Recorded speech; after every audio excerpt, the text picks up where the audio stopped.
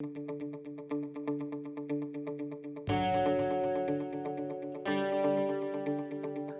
morning, my name is Chris Fox, and today we're talking about how to write effective reader magnets. So not just reader magnets, but reader magnets are going to get people to sign up to your list. So to begin with, for those that don't know, a reader magnet is simply something that you write that you're giving away for free to readers in exchange for them signing up to your email list. It's coined originally by Nick Stephenson. I talk about it a lot in Six Figure Author and also in Relaunch Your Novel. It's useful in both contexts. And today we're going to go over the 3 rules I think are vital to succeeding with a reader magnet, because I've got a lot of authors that are emailing me saying, hey, Chris, I like the idea of a reader magnet. I tried writing one, and now it's not working, and I'm not seeing kind of the conversion I'm after. What should I do? So here are the 3 rules. Number 1, you need to make sure that this story is answering a popular story question. So not just a story question you think is interesting, but something that your readers will be very interested in. And the best example that I can think of is, let's say we were the authors of Star Wars. We might, if we had just put out the first book, A New Hope, release a reader magnet that explains where the rebels got the plans for the Death Star. That's a popular question. People have always wondered what that must have been like. And so it's answered in the movie Rogue One. So what if you wrote something very much like Rogue One and gave that away and answered that question?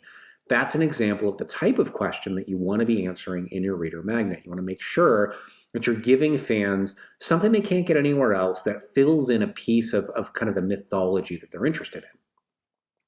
Number 2, the second rule, you need to make sure that this is about fan favorite characters. So not your favorite character in the series, but their favorite character in the series. And I've done it both ways, and I've made the mistake of trying to do my favorite character.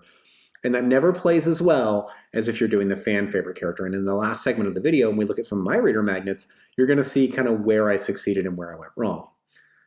And then finally, the number 3 rule, it needs to be self-contained. That story needs to be self-contained. And by that I mean, if readers find this story first and they've never read anything else that you've written, they need to be able to read this story and get sucked into your universe. It needs to hook them as much or more than the first book in your series. And if you can pull that off, you will have enormous success with that reader magnet. And it needs to be true the other direction as well. So somebody who has read all of your books and is now signing up your list specifically to get this question answered, they need to actually get the answer. It's got to be self-contained. It's got to deliver on that promise. So you can't give them a book and then not deliver and not answer the questions they think are going to be answered, or they're going to feel cheated. So those are the 3 rules in a nutshell, but by themselves, just having the rules is not going to help. So let's take a look in the next segment of the video at my reader magnets, and you can see how I've implemented it, where I've messed up, and what works. All right, guys, let's jump in.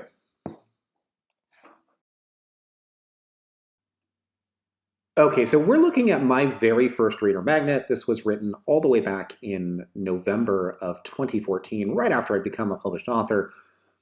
And I thought it was a great idea. It's converted fairly well. I've had about, I want to say, 1,200 signups as a direct result of this reader magnet. So it's not like it's a failure. But it doesn't follow the 3 rules that I outlined, because at the time that I had this created, I didn't know what those 3 rules were. So if you recall, rule number 1, it needs to answer a critical, popular story question. And I kind of succeeded. I have succeeded in that.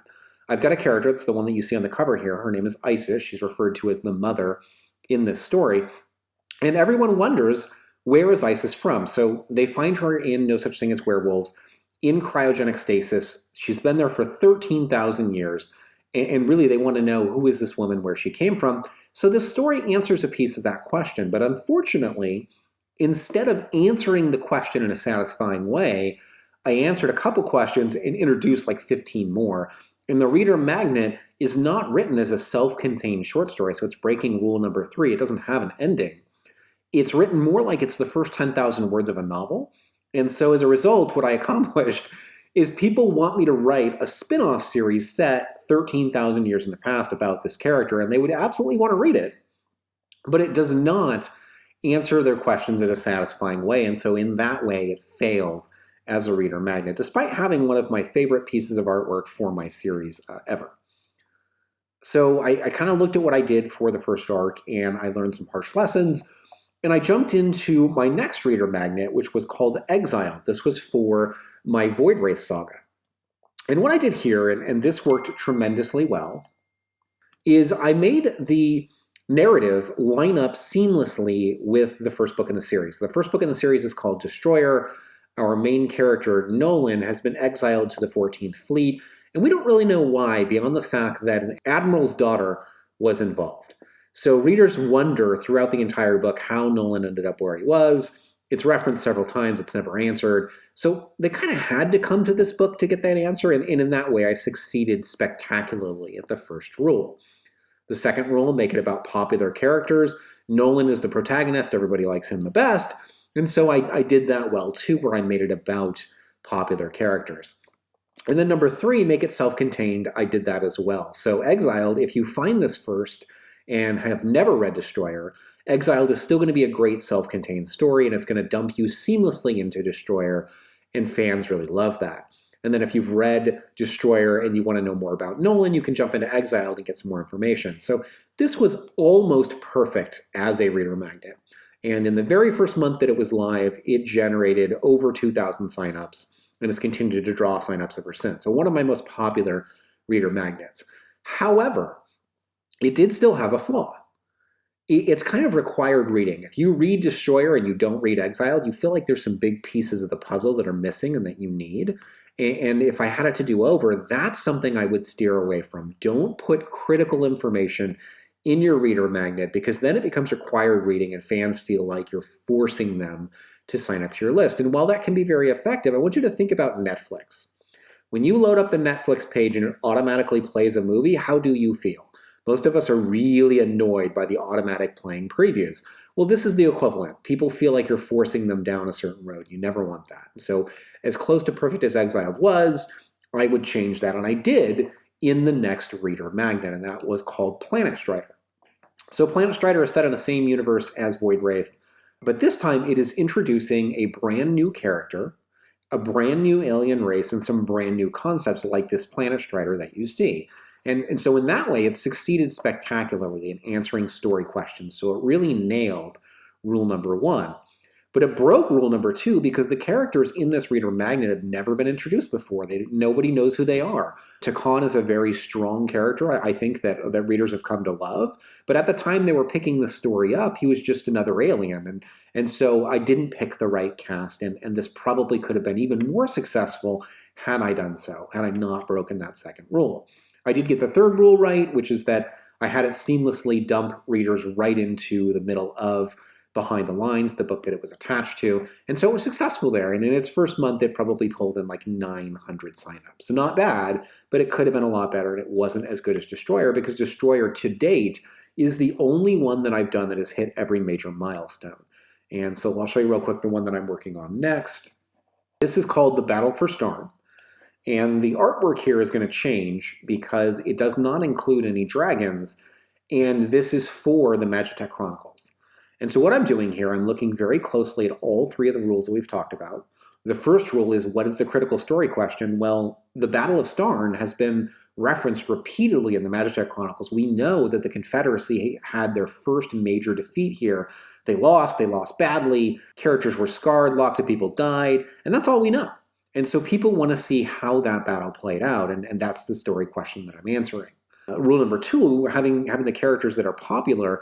Voria, Major Voria, is the number 1 popular character. People love Voria the most, closely followed by Sergeant Cruz. And I realized that both of those characters were present for this battle, and so I could write about the most popular characters in this series and get readers hooked. And I should note, this is not the first reader magnet that I have created for the Magitech Chronicles. I wrote one called Mind Wipe, which I later pulled down because it wasn't good enough, to be honest. And I replaced it with a story called The Heart of Nefarious, which was also pretty decent, but didn't quite hit the mark in the ways that I wanted to. So it's good, but it's not great. And for a reader magnet, you really only get one shot to introduce readers to your work, and you want it to be great. And so I keep swapping it out until I find the right one, and I'm hoping that the Battle for Starn is that correct reader magnet. As far as the third rule, being self-contained, it's recounting a battle that already has a start point and an end point. We know kind of where it began, where it ended, and so I can just tell that story, And if you're a brand new reader of the Magitech Chronicles, you get to start your journey into my universe with an awesome space battle, dragon on starships, epic stakes. The Crocs are boiling out of the Irkadi Rift and are a huge threat. You're seeing magic versus technology. I mean, I've got it all. And that's really the goal. And at the same time, if you are a fan of the Magitech Chronicles and you want to know more about these characters and about kind of, Cruz's past and Voria's past, this is a way for you to get it. So this tip I know is a little bit longer than most of my quick tips, guys, but hopefully this has taught you a little bit more about how to write an effective reader magnet. I promise you, these still work great. I know a lot of people have said they're losing effectiveness. I don't believe that's true. If your reader magnet is not converting, odds are good there's something we can do to tweak it. So here's my invitation to you. If you've published a reader magnet and it succeeded wildly, tell us about it. What did you do?